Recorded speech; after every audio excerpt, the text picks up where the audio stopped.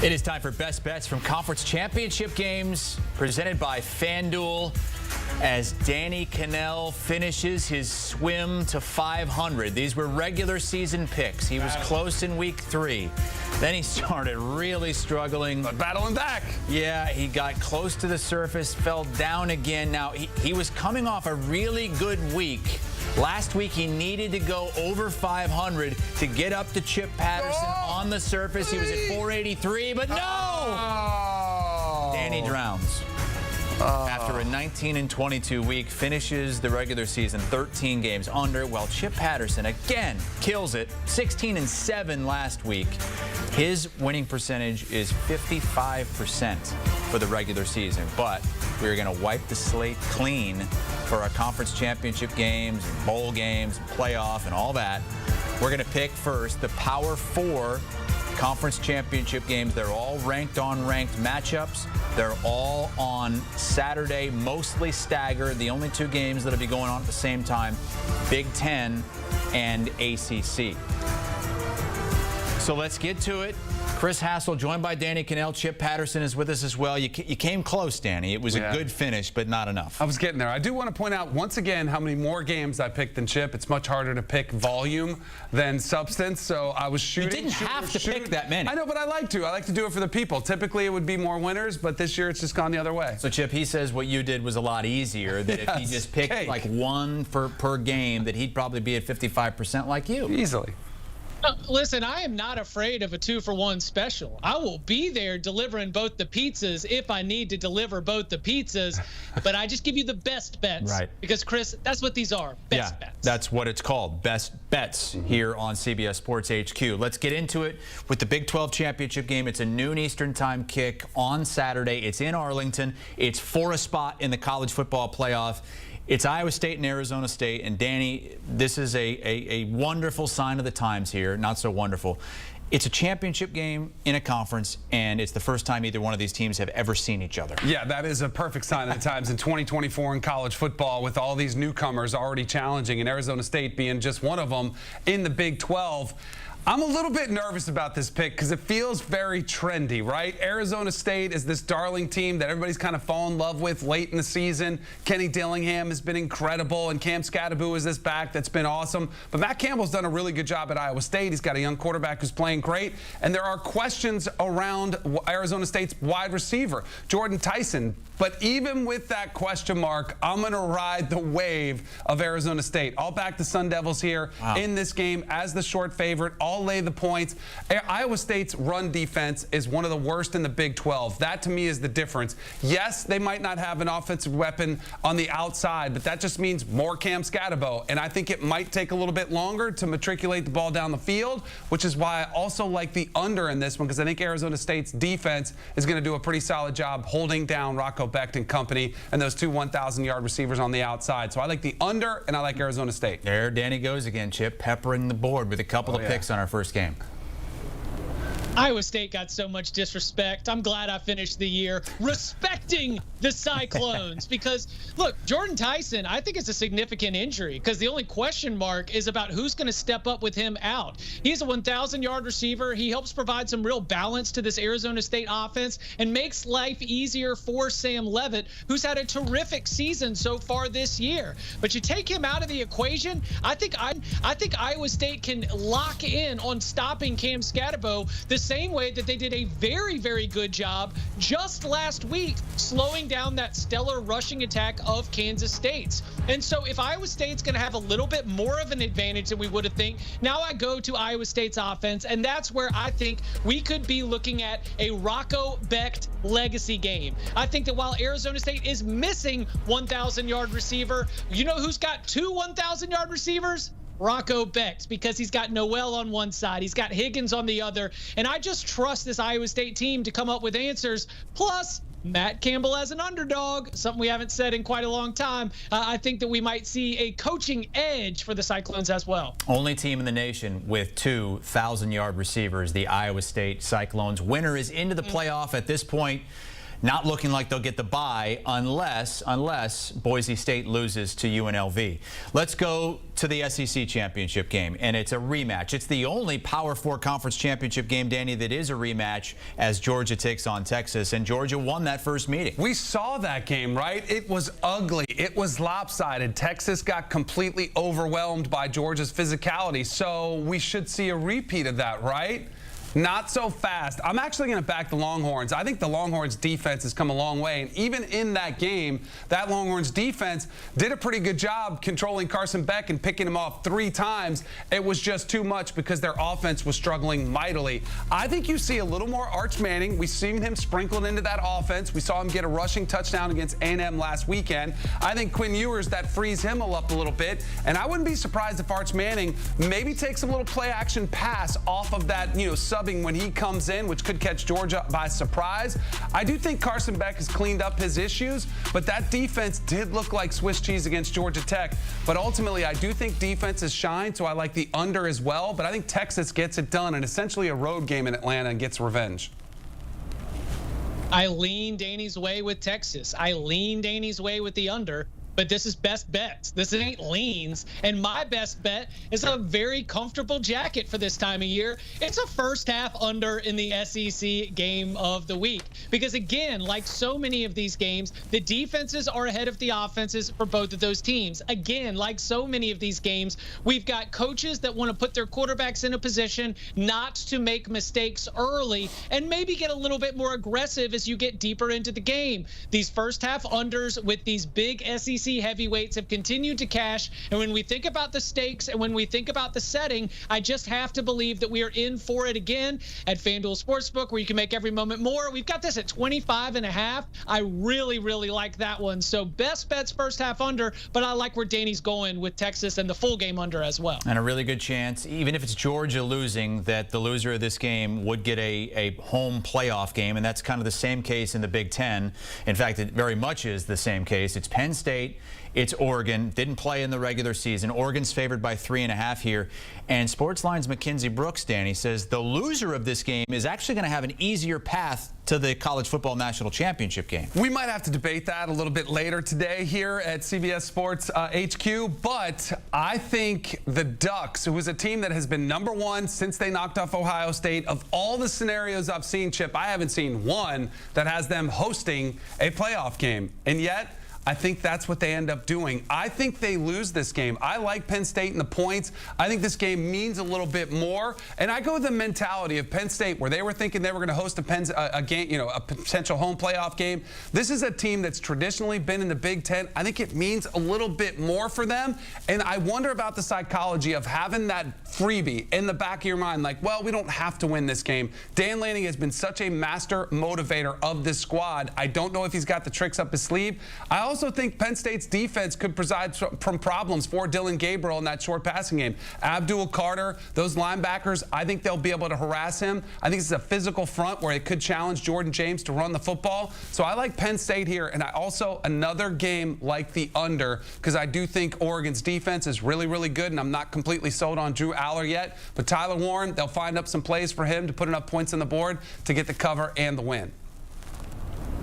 This is without a doubt the best offense that Penn State's great defense has faced all season.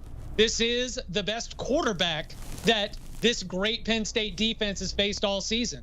And I've got more trust in Oregon, in Dylan Gabriel, in the Ducks to be able to go and get those scoring drives that you need to win championship games than I do with Drew Aller. Because if you are able to take Tyler Warren out of the game, what is the counterpunch there for Penn State? Because if for Oregon, they've already seen what life is like without Tez Johnson and found ways to win anyway. They are able to get their tight ends involved as well, Terrence Ferguson and the like. And they also have a ground game that can be able to churn up those hard yards that can wear down a defense, such that when it's time to hit those explosive plays, zip, zip, zip, Dylan Gabriel is there to deliver those arrows. He does such a good job of dissecting a defense. I think he'll do a good job with Penn State's pressure. And so I like Oregon to win this. I think it's competitive, but I think it's a 7 to 10 point win for the Ducks. And you guys will be there to see this firsthand, the Cover 3 crew and many more from CBS Sports HQ as that game airs on CBS at 8 Eastern time on Saturday.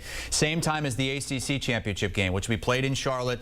Very familiar spot for Dabo Swinney. They had to kind of back in to get there and get a lot of help, but he's won 8 straight ACC championship games. SMU the slight favorite. Another mental game that I'm looking at, because Clemson, they were devastated with that home loss against a rival at South Carolina. They felt like their season was over, going to fall well short of their goals. And then, as Fran Brown said after they knocked off Syracuse knocked off Miami, he said, "There you go, Dabo, we got your back." And he gave them that second life. So I think about Clemson watching that game, celebrating, feeling like, oh my goodness, our season is saved. Now we have an opportunity to go out there, and they're kind of playing with house money. Nobody thinks they can win. Nobody's giving them any credit. Dabo Swinney's already saying, hey, we were the only team that went 15-0, the first team to win 15-0 and win a national championship. Why couldn't we be the first team with 3 losses to win a national title?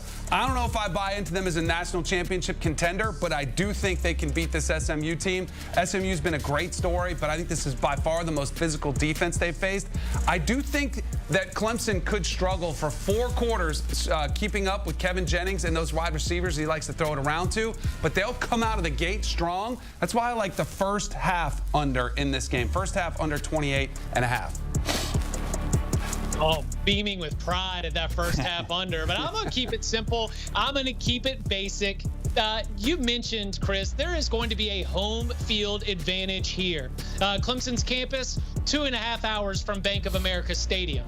You mentioned the winning streak in the ACC championship game. 7 of those 8 wins have been in Bank of America Stadium. I've been there in the first Saturday in December where the place is packed out with orange and everybody gets in there early and they tailgate all day and they get loud for their Clemson Tigers. And like Danny said, there is new life here because this is a program that made the college football playoff 6 consecutive seasons. There's a this is who we are, this is what we do advantage that I do think is going to be missing for an SMU team that has done a terrific job of taking advantage of this opportunity. But we saw a similar situation 1 year ago where Louisville was the team that got the easy draw in the conference schedule, expanded conference 8-game schedule. They made the most of it. They got to the ACC title game, but fell short. SMU was the team that got the easy conference draw. They made the most of it. They got to the conference title game, but I expect they too will fall short. Give me the Tigers to win. I'll take the 2.5. Yeah, it'll be interesting to see how these first-year programs will do in the conference championship games because you're going to have one in every Power 4 championship game. SMU first year in the ACC, Oregon first year in the Big Ten, Texas first year in the SEC, and Arizona State first year in the Big 12 all have a chance to win conference championships and get buys in the college football playoff. We have the Big Ten championship game on CBS at 8 Eastern. It's also streaming on Paramount Plus, but our coverage is going to surround this thing from all ends beginning later on this week from Indianapolis. The Cover 3 crew will be there as well with a live show on Friday afternoon. All right, let's pick the group of 5 bowl games. And wouldn't you know, there's 5 of them. We got the Conference USA Conference Championship game on Friday, along with that Mountain West Conference Championship game. And that's the big one. That's the one that's going to decide a lot in this college football playoff. It's going to affect the buys. It's also going to affect that one of those teams is going to get into the playoff, either Boise or UNLV. Going to go in chronological order, though. Conference USA is up first with Danny Kanell and Chip Patterson. It's Western Kentucky. It's Jacksonville State. And these two teams just played. They just played last weekend. It was at Western Kentucky. They won on a last-second 50-yard field goal, Danny. And Western Kentucky needed that game to play in the conference championship game. and still at home barely eked it out, which is why Jacksonville State's a favorite in this one. All my eyes are on Tyler Huff, the quarterback for Jacksonville State, who did leave that game last week, but boots on the ground are telling us that he's going to give it a go, and I'm going to trust that because he's one of the more special quarterbacks in the country. He's only one of 3 that has 2,000 pass yards, 1,000 rushing yards. I figure you have to be able to go out there and give it a go and give it your all. It's your last chance to win that conference championship game, and I will go with the home favorite. I'll lay the points. And I'll also take the under in this game. Western Kentucky did put up some yards last week, but had to settle for a lot of field goals. Jacksonville State played a little bend, don't break defense. I think that works again. And again, if Tyler Huff is slowed down somewhat, maybe that slows down that offense, lower scoring affair. So I'll take Jacksonville State in the under. Yeah, I've got to assume that there was a little bit of a spring game playbook for Jacksonville State in that game against Western Kentucky. I've got to think that Rich Rodriguez, after seeing what Western Kentucky's defensive plan is to stop that dual threat offense, that he's going to have some wrinkles, that he's going to have some counters, and that he's going to be able to come and drop some haymakers on the Hilltoppers playing at home. And when I think about Tyler Huff giving it a go with that injury status in question, compared to some of the downright frigid conditions that we're going to have elsewhere across the country, our friend Amanda Guerra will be on the sideline for a cozy 36 degrees. I mean, basically tropical when you look at what's going on across the country this week. I think Huff plays. I think that the ground game works. I think Jacksonville State covers. And once again, that game is on CBS Sports Network as well, with Amanda on the sideline. Also on Friday night is the Mountain West Championship game. Winner of UNLV Boise State's going to be in the playoff. If it's Boise, they'll get the bye. If it's UNLV, what, Chip? You're not agreeing with that? You don't think UNLV's in with a win? No, I'm just ready for Danny. I'm just fired up to hear what Danny's about to say. Yeah. Wait, so he wants me to go in. He wants me to go in on Boise. What? That they don't deserve a bye? No, they don't. They clearly don't. They're going to get it if they win. I think they will, but should they? I don't think it's very deserving. It'll be interesting to see if the committee does change their mind, potentially leapfrog them, if they valued a Big 12 championship more than a Mountain West championship, which they should. All that being said, I think there's a chance we might not even be having that discussion because UNLV goes on the road and gets the win. They were oh so close already in the regular season, had a great game plan for a half against Ashton Genty, but could not finish the deal in the second half. This game, you know what I think it comes down to? This is going to be cold conditions out there on the Smurf turf. Haj Malik Williams, dual threat quarterback, I think it impacts them less than it does because I do think this will make Boise State even more one-dimensional with Maddox Maxson having to throw in those conditions. I think UNLV, Barry Odom squad gets it done. They get revenge from that regular season game and walk away as Mountain West champions. Yeah, they had a lead going into the fourth quarter against Boise in the regular season, Chip, but Boise ended up winning by 5. Yeah, and I think that was the perfect game plan for UNLV. And they lost in their own building. And so what are you going to do now? I mean, you've got to go on the road. You've got to go to Albertson Stadium. You've got to deal with all of those conditions. And now those boys from Las Vegas that get to play inside the comfy confines of Allegiant Stadium, they're going to be absolutely thrown to the wolves for a Boise State program and a Boise State team that has been, to Danny's correct analysis, leaking oil a little bit coming down the stretch. But one thing that has been so impressive about Ashton Genty over the last 4 or 5 games is that when they need him the most, he's out there. Elbow a little bit banged up, he's out there. He's getting taken out of the game. No, coach, let me back in so that I can make sure that we are going to finish the job and that we are going to be Mountain West champions. Now, do I think that the bye means a lot? You're darn right I think it means a lot. But more than anything, this is about Boise State reclaiming something that the program takes great pride in, and that is winning Mountain West titles. I think they do that, so I'll lay the number. But we all agree if UNLV wins this, they're in the playoff, right? Yeah. Yeah. Okay, that's because Tulane blew their opportunity last week. Tulane could have been in that position with a Boise loss to get in, but they lose. They're no longer ranked. They're taking on Army. And UNLV, we talk about Boise State going against Oregon, how close that was against a Power 4 opponent. This team UNLV has 2 wins over 2 Power 4 opponents, and their only loss was a third Power 4 opponent, which is against Syracuse, which is 9-3 by 1 possession, which was a really close game. So I think their resume stacks up as good as anybody. In the American Conference Championship game, the Green Wave are going to Army. Again, this is not neutral site. This is at Army, Chip, and Army is a underdog at home, plus 5.5. Give me all of those points with Army. I'll also take the under as well.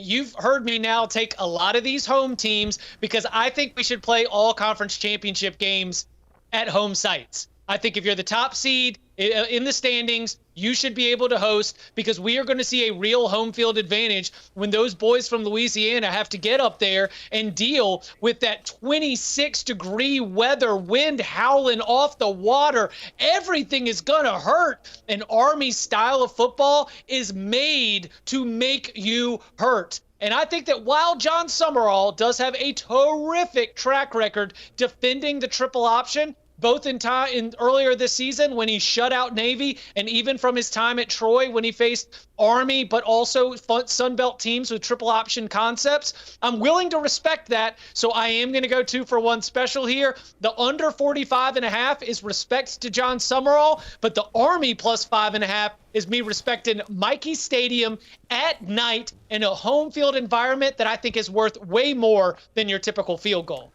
I kind of like Tulane, but as an American in good conscience, and I cannot go against our troops, our boys at West Point. So I'm going to stay away from that, but I am in total agreement with you on the under. For the reasons you talked about, John Summerall has been really good against the option offense. I think Bryson Daly's been fantastic for Army. I think this is a lower scoring game, which again, if you like the under, you're on your side, Chip, with Army as well. But I'm just going to take the total and take the under. It's going to be cold. It could be cold conditions. How bad does Tulane want it? We're about to find out. The other thing, too, that could be a distraction, John Summerall has been mentioned for every good job that's been open. You wonder if that kind of takes its toll, any distraction for the team, takes anything away from it. But I'll go ahead and just back the under. And again, that's on Friday night. 3 games on Friday night for a conference championship. Let's move to Saturday. Maction, this is in Detroit. It's the only group of 5 neutral site game. Miami won it last year. Danny, Ohio's never won it. They're 0-5 in MAC championship games. Tim Albin deserves a ton of credit to Ohio for the job that he's done. 6 starters taken off their roster after spring practice last year. I mean, just decimated. And yet, once again, you've got a winner there for Ohio trying to make this, complete the season with a conference championship. This matchup's going to be intriguing for me. You've got Peter Navarro against Brett Gabbert, a quarterback affair. I'm going to back Ohio, the Bobcats, and say they get it done. They've been defying the odds all season long. I think they do it again. I think this will be lower scoring. Both of these defenses have been really solid, 2 of the best in the MAC, but ultimately I'll give it to Ohio. Sometimes Chuck Martin has your number. Sometimes he's just got the book on you.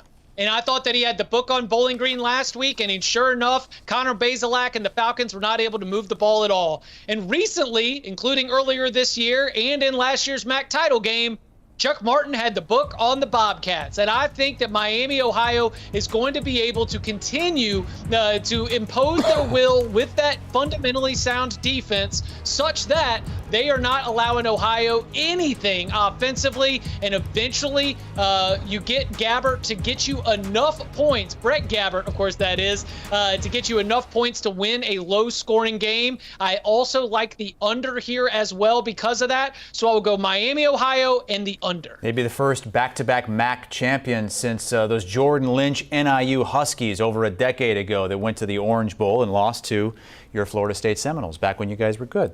Let's go to the Sun Belt. Shots fired. Marshall and Louisiana for the championship. Marshall, one of those teams that came up from Conference USA a couple of years ago. Now, they've got a quarterback, Braylon Braxton, that's unbeaten when he's the starting quarterback, 7-0, and he's expected to play this week. He's been really good. I'm going to back Louisiana in this one. Chip knows this. Talked to Michael Desmareau, the head coach of Louisiana, this morning. Really like his mindset. They lost a quarterback midseason, didn't falter as well. They've been really resilient all year long. Their only 2 losses were Tulane, who we just talked about playing for a conference championship, and then lost by 2 to South Alabama, playing at home. Charles Huff's been great at Marshall. It's one of the reasons, again, another coach who's been mentioned for a lot of other jobs. Does that become a distraction? Maybe so. So I'll back Louisiana.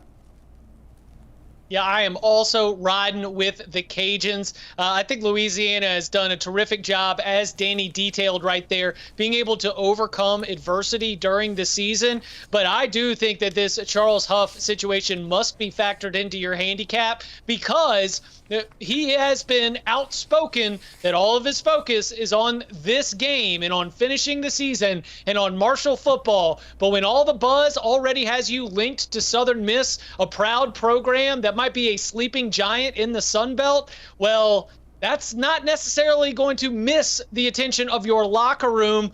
Also, just a little cherry on top, Louisiana's the home team. So once again, I'm riding with the home team and imploring conferences to have conference championship games at home sites. Chip Patterson and Danny Kanell, part of the Cover 3 podcast. Chip, what's coming up this weekend at the Big Ten Championship? What do you have planned? Catch us on CBS Sports Network from 12 to 2. We are inside Lucas Oil Stadium giving you a detailed breakdown of Oregon Penn State, as well as looks at all the other conference championship games for Saturday. That's on Friday, the Cover 3 pod live from Indy.